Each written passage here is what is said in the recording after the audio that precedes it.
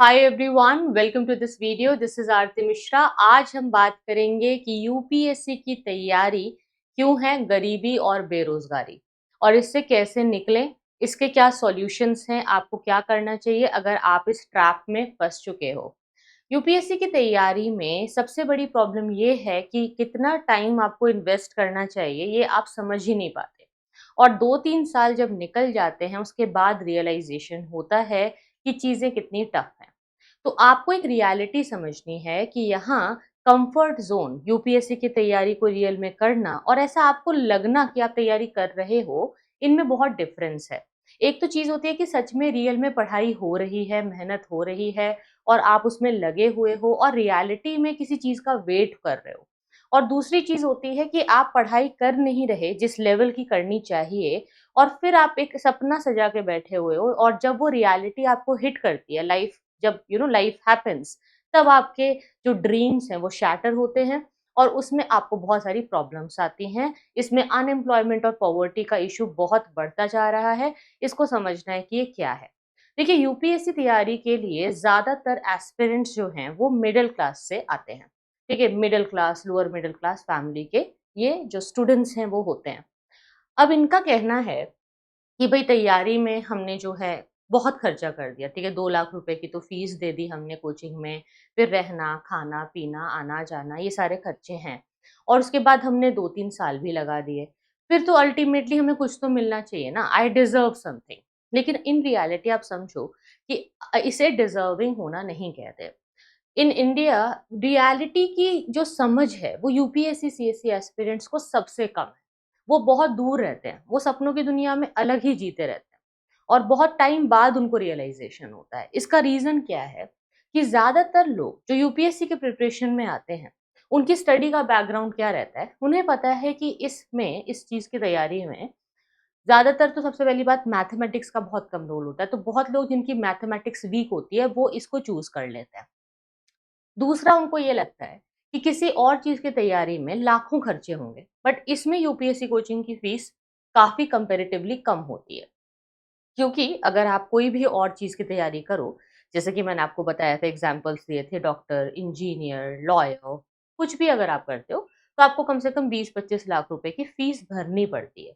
अगर आपको government college मिल भी जाता है, जो बहुत मुश्किल से मिलता है, तो गवर्नमेंट कॉलेज अगर मिल भी जाता है तो भी वहां पे लगभग 10 लाख रुपए के खर्चा तो होगा ही होगा। ये मिनिमम है ना, किसी भी स्टैब्लिश्ड ऑर्गेनाइज करियर में अगर आप जाना चाहते हो।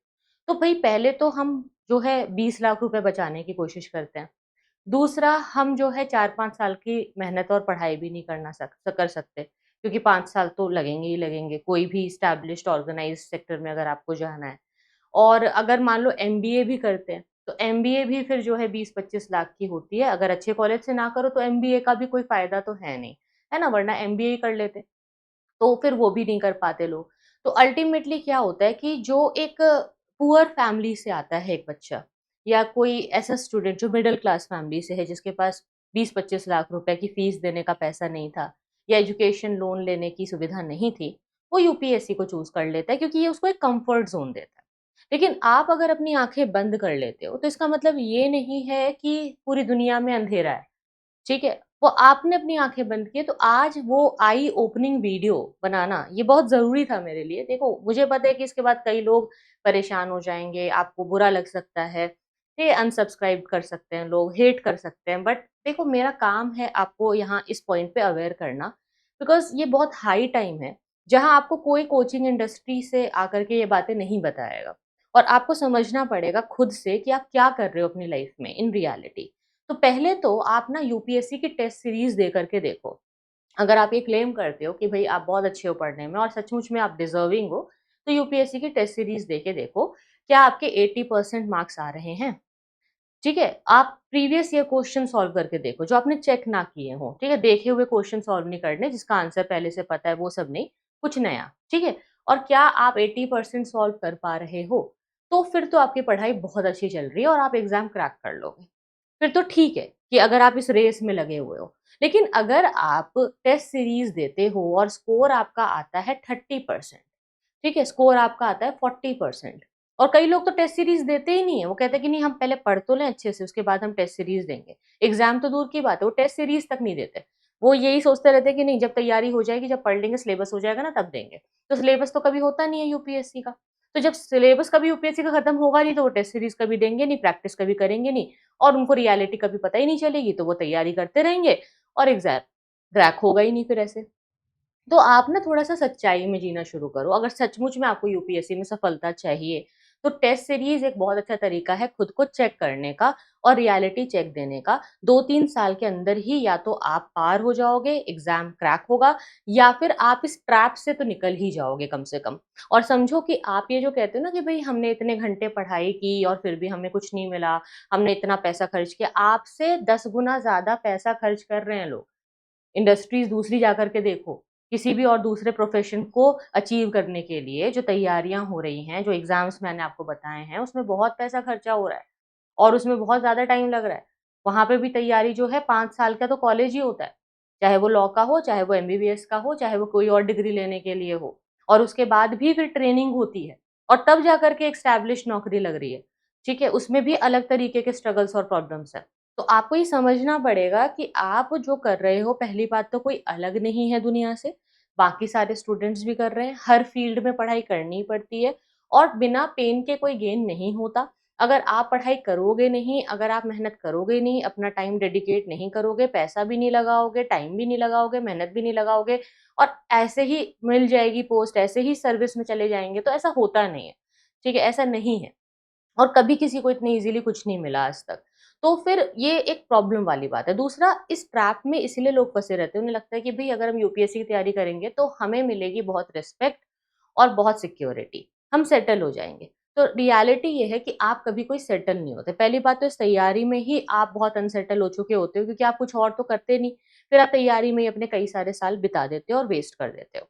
तो पहली बात तो वो मत करो, या तो साथ में कुछ और भी करते रहो, कुछ और भी सीखते रहो, कोई जॉब कर लो और 2-3 साल की मेहनत करो आप। लेकिन आफ्टर 2 इयर्स डिसाइड कि मुझे कहाँ क्या करना है। ठीक है? ये नहीं है कि सिर्फ़ तैयारी ही कर रहे हैं। सिर्फ़ 2 साल की प्योर स्टडी समझ में आती है। लेकिन आप 10 साल तक पढ़ाई कर रहे हो, 7 साल तक पढ़ाई कर रहे हो, एग्ज़ाम ही दिए जा रहे हो। मुझे इस इंडस्ट्री में पढ़ाते-पढ़ाते 8-9 साल हो चुके हैं और मेरे फ्रेंड्स जो मेरे साथ तैयारी करने आए थे, वो अभी तक तैयारी ही कर रहे हैं। Maximum of them. 1-2 ऐसे हैं जिनका कुछ स्टेट पीसीएस वगैरह निकला है, मुझे जहाँ तक याद है हमारे बैच में से। बाकी सब लोग ऐसे ही चल रहा है उनका काम। तो आप ये समझो कि प्रॉब्लम है यहाँ, कुछ रियलिटीज़ हैं जो समझनी है। तो पहले जो आपको जो सही सबसे ज़्यादा ज़रूरी बात है वो क्या है कि यूपीएससी की तैयारी में 2-3 साल का ही फुल डेडिकेशन चाहिए और उसको फुल मतलब बिल्कुल कंप्लीट होना चाहिए वो, और उसको टेस्ट सीरीज़ से चेक करना है। जैसे कि आपने मान लो एक टॉपिक पढ़ा, उस टॉपिक से क्वेश्चन बैंक में से आपने एमसीक्यू सॉल्व किया।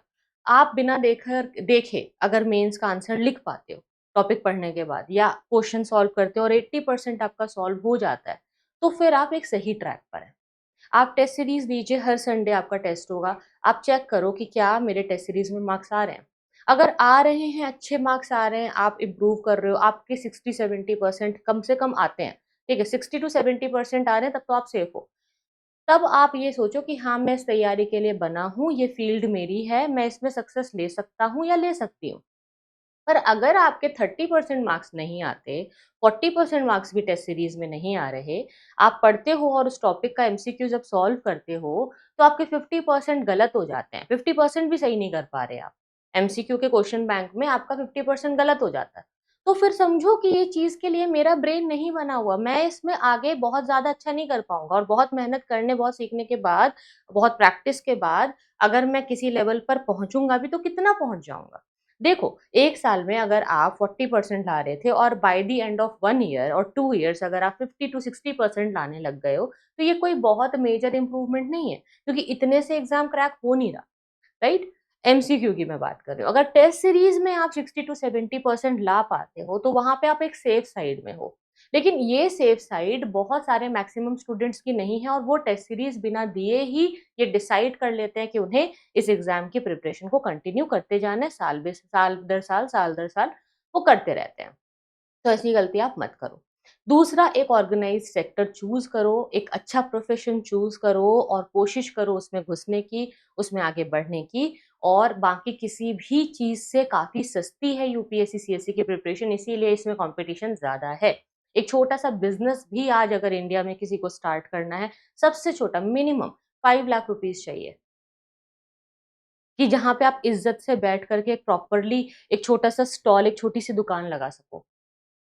कम से कम 5 लाख रुपए चाहिए। और एक छोटा-सा सिंपल सा भी कोर्स अगर आपको करना है ना, जिससे कि आप एक प्रोफ़ेशनल डिग्री हासिल करो, तो उसके लिए भी मिनिमम 5 लाख रुपए चाहिए, ठीक है? और यूपीएससी की कोचिंग की फीस की तैयारी, यूपीएससी की पहली बात तो तैयारी आप फ्री में भी कर सकते हो, खुद से ही आप स्टडी मटेरियल और खुद से भी आप चीज़ें पढ़ोगे तो हो जाएगा। लेकिन अगर कुछ लोग सोचते हैं कि नहीं हमें कोचिंग करनी है, तो कोचिंग की फीस बाकी सारे कोर्सेज़ और डिग्रीज़ के मुकाबले सस्ती है। जो मतलब इस लेवल का एक ए ग्रेड जो एक व्हाइट कॉलर जॉब है, उसकी मैं बात कर रही हूँ। व्हाइट कॉलर जॉब की जो क्लेम कर रहे हैं ना, उसकी बात कर रही हूँ। कि एक आईएएस ऑफिसर की जो एक रिस्पेक्ट, पावर और सैलरी है, उसके इक्विवेलेंट जो बाकी सारी जॉब्स हैं इंडिया में, या बाकी सारी जो पावरफुल पोस्ट हैं, या अच्छी रिस्पेक्टफुल पोज़ीशन हैं, वो सारे प्रोफ़ेशनल्स को अगर आप देखोगे तो उन लेवल के प्रोफ़ेशनल बनने के लिए काफ़ी खर्चा करना पड़ रहा है।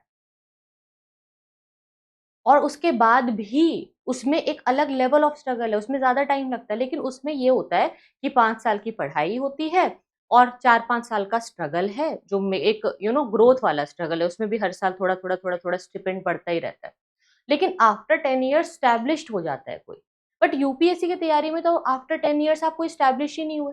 क्योंकि यूपीएससी कोचिंग इंडस्ट्री का तो मैंने आपको समझा ही दिया कि कितना प्रॉब्लम है, वो तो कितना प्रॉब्लमैटिक और कितना डामाडोल है वहाँ पे मामला। क्योंकि बहुत लोग ना यही सोच कर के तैयारी करते रहते हैं कि कुछ नहीं मिलेगा तो इंडस्ट्री में कहीं न कहीं काम मिल जाएगा।